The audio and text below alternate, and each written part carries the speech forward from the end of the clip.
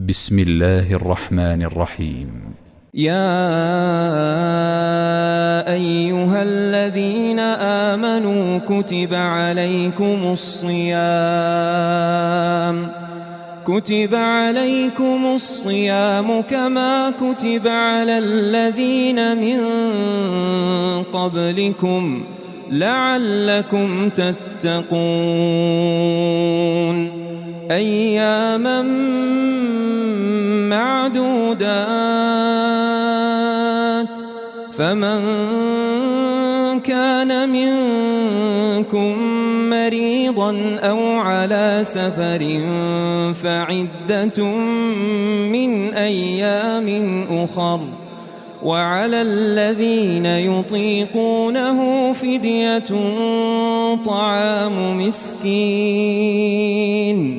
فمن تطوع خيرا فهو خير له وأن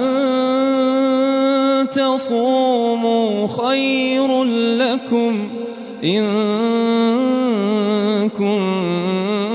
كنتم تعلمون شهر رمضان الذي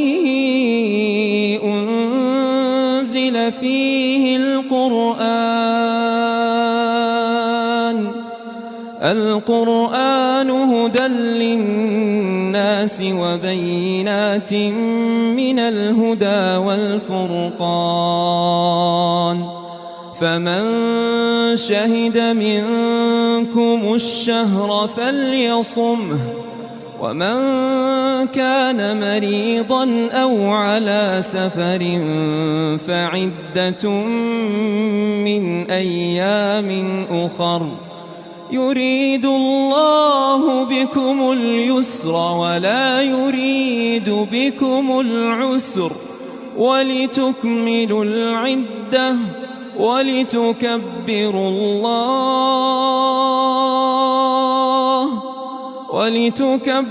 الله على ما هداكم ولعلكم تشكرون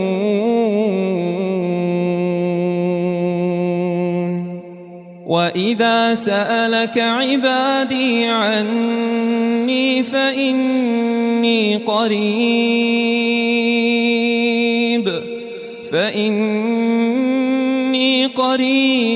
أجيب دعوة الداع إذا دعان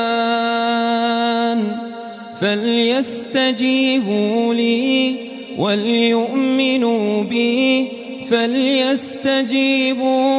وليؤمنوا بي لعلهم يرشدون أحل لكم ليلة الصيام الرفث إلى نسائكم هن لباس لكم وأنتم لباس لهم علم الله أنكم كنتم تختانون أنفسكم فتاب عليكم وعفى عنكم فالآن باشروهن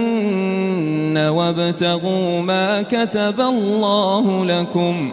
وكلوا واشربوا حتى يتبين لكم الخيط الأبيض من الخيط الأسود من الفجر ثم أتموا الصيام إلى الليل ولا تباشروهن وأنتم عاكفون في المساجد تلك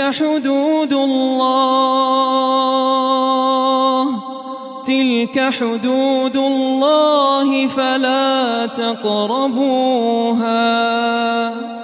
كذلك يبين الله آياته للناس لعلهم يتقون